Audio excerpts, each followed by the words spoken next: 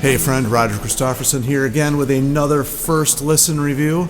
Really, only one album came out this week, and actually didn't even come out on a Friday. It was released on a Saturday, which is really weird. Didn't know it was coming out. Logged in and I saw this there sitting there waiting for me, and it was the new album from Steve Augeri.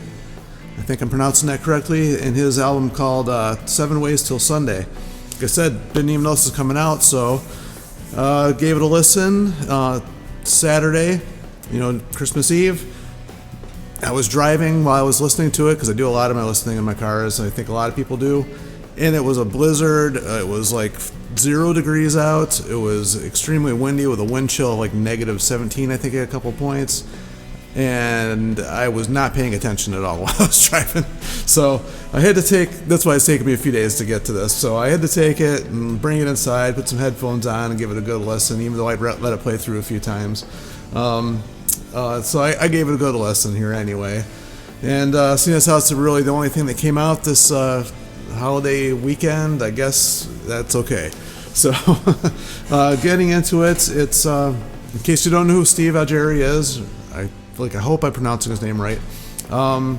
He's most well known as the former singer of Journey. He took over when Steve Perry quit or was fired, or however you want to look at that, whichever side you heard. So he was the first one that took over. He came from the band Tall Stories. They have a couple albums out. They had one, I believe, before and one after. So he was in Journey.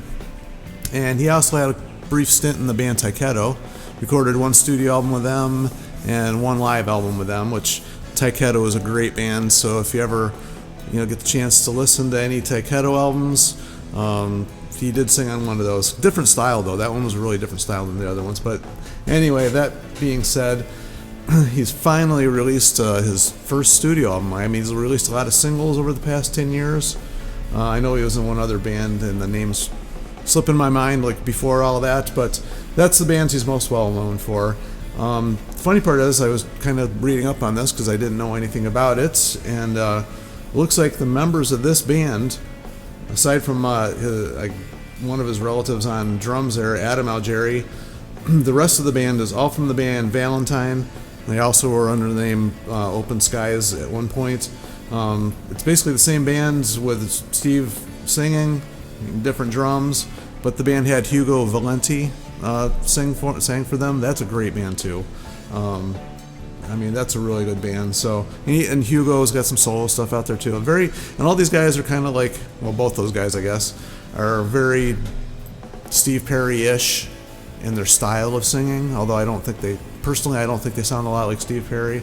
Although I guess Steve had to kind of at least similarly sound like him to take over in the band. I mean, that's kind of the reason I chose him, because he did have that same range and style of singing, but I never really thought he sounded much like Steve Perry. But anyway, so getting into this album, I guess it was supposed to come out over the summer. They released a couple singles off of it. I hadn't heard any of them, so this was all new to me. And I think Steve's a great singer.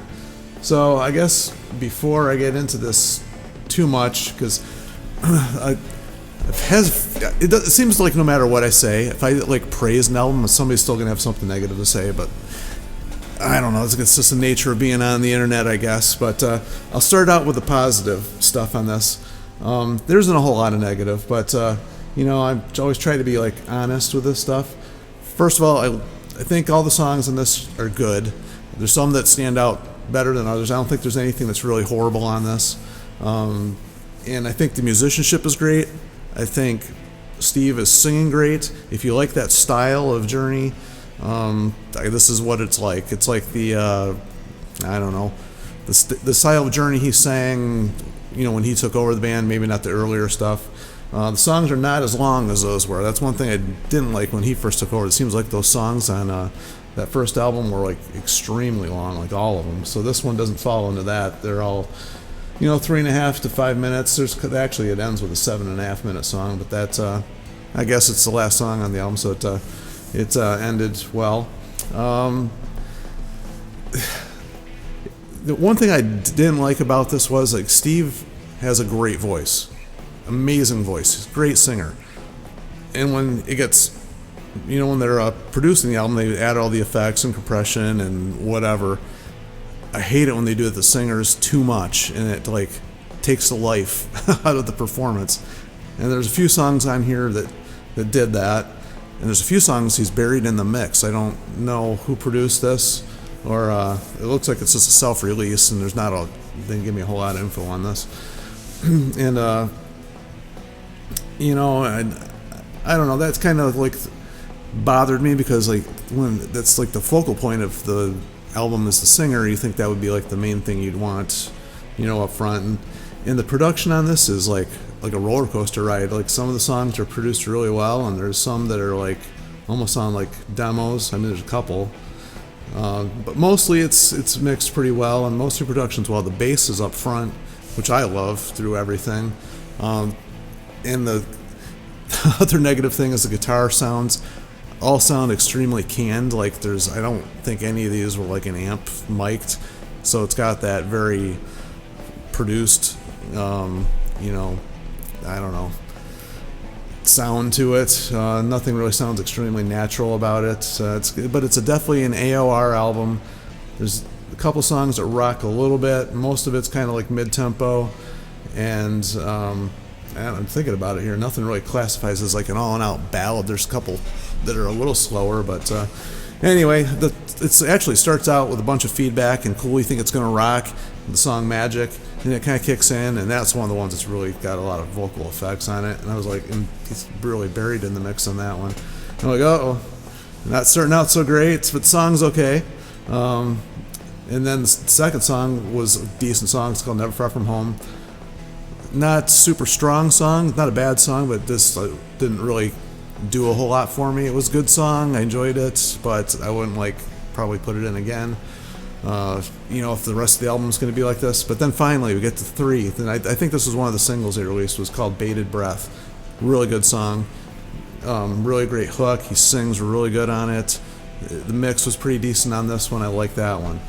However, it goes right into the song Drive, which that one just, I don't know what, it sounds like it was produced on somebody's, their living room or something. I don't know what's going on in that one. The guitar sounds really bad.